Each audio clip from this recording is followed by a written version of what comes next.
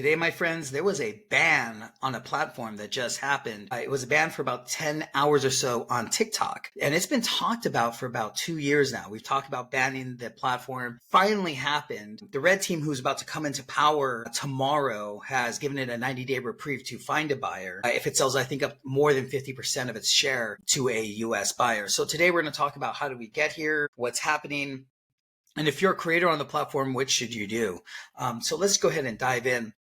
How did we get here? So 2 years ago, a high amount of government officials downloaded the app on their phones, on their official phones. People downloaded that were federal and state employees. They uploaded their bank information. They uploaded their credit card information. They uploaded the phone numbers of their friends, family, and bosses were all uploaded on these devices. It became a national security issue at a few points because this app that was actually developed from a foreign adversary is now in the US, and it's owned by all these people who are federal and state employees. And it kind of puts us at a disadvantage. There is no app over there in China where I don't even think they use YouTube. I don't think they even use, it's all state run apps and technology over there.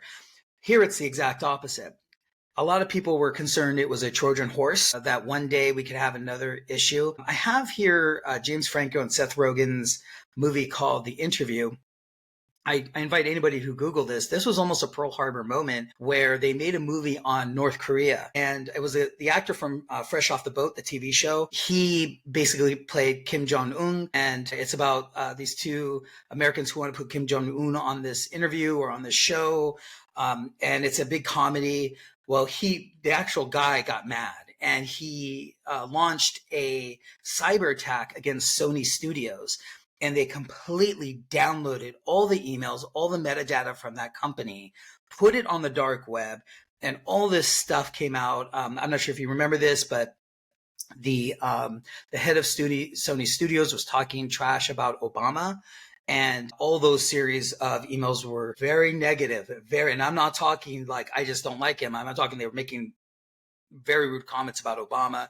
That all came out into the press. It was just nuts. And if anybody could gladly Google this, it was a huge moment how vulnerable we were. And from that moment on, we've been monitoring sites, et cetera. This was the first time that the government kind of looked at an app and was like, hey, wait a minute. This could definitely be a Trojan horse moment. There's just too many people with this app. And then you think of this whole generation of kids who have downloaded the app, put all their secrets on the app, talk to their parents, talk to their, all sorts of stuff. Again, have their credit card information, school information, all sorts of stuff on this app. And it just becomes a vulnerability issue when another country has access to all this. Now, the problem is it's not so much that it's another country. The issue is ByteDance owns TikTok, right? The problem is when you hear it talked about in the press that, hey, would you guys sell? It doesn't say ByteDance executives are mulling over a sale. It does not say that. You know what it says? Chinese state officials are mulling over an offer. Everything that involves a high touch point with this app is state Chinese officials. Now, it could be a moment where they're saying, they're trying to cast negative PR on the platform.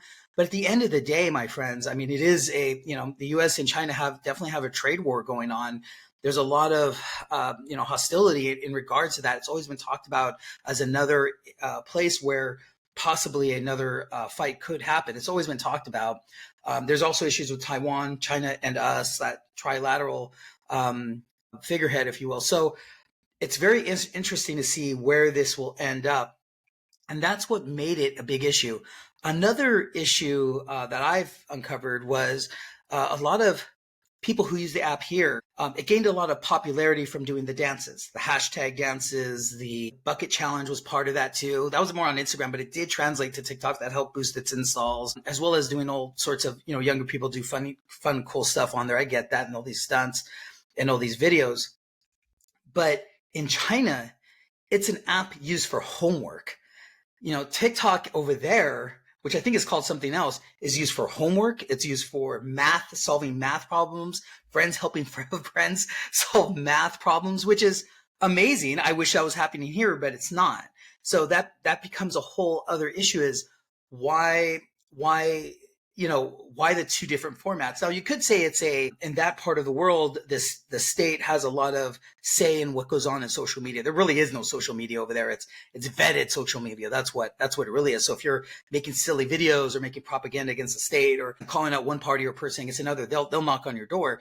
In China, it's actually a whole different format versus here in the United States. So it's two different apps.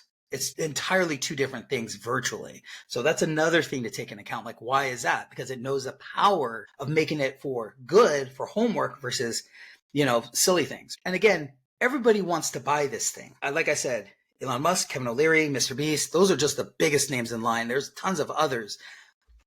When you're actually make an offer to buy, you as a platform have to open up your coding and your backend data. You have to lift the hood. This is what happened when Elon Musk made the first offer to Twitter. And when he opened the hood, what he discovered, his offer went from 60 million to 45 million. Do you know how that happened, folks? Because, and I knew this too, everybody kind of knew who was into buying, who was into PPC or into tech. Most of Twitter is bots.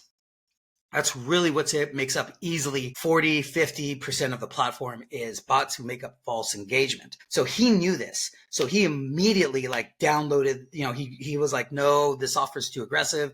We need to bring down the offer because I have all this proof from the discovery portion of this buy that it has so much bot allocation. So at that point, the price went down. The same thing has to happen with TikTok. If Elon Musk goes in there, lifts up the hood and says, what if he looks in there and says, well, there's a lot of back-end data going to another country, right? What is going on when all this intel and important information is being funneled back to a foreign adversary? And that's the large discussion. No one knows. That's the problem here. So what I think will happen is we have a 90-day reprieve.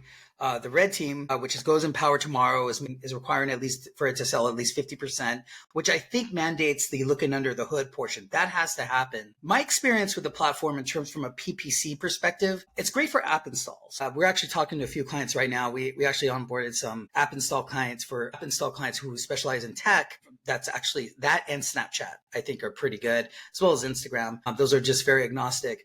As well as it's always gotten high views and engagement. The problem I think that a lot of PPC buyers have had, it doesn't convert very well. So when you actually have to do a hardcore purchase, that's when it's an issue.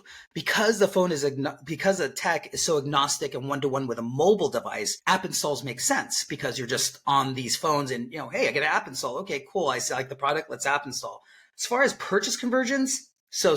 Really, I've seen the best conversions happen from a trendy or some kind of creator who's developed some kind of dance or some kind of content where it takes off and they tag, hey, would you like to fund my next endeavor? Or I have this product for sale. Would you like to buy? That's when I've noticed a lot of sales happen. If you have a great UGC, great organic content, it will do amazingly well on TikTok. From a paid perspective, unless you boost that content, really, unless you have great, compelling UGC creative or something really compelling, it'll always do high views and engagement. No one buys. But app install campaigns, I've noticed, have done pretty good on there. And that's really it for now. I definitely want to revisit this in a few weeks when we find out what happens after the 90 days.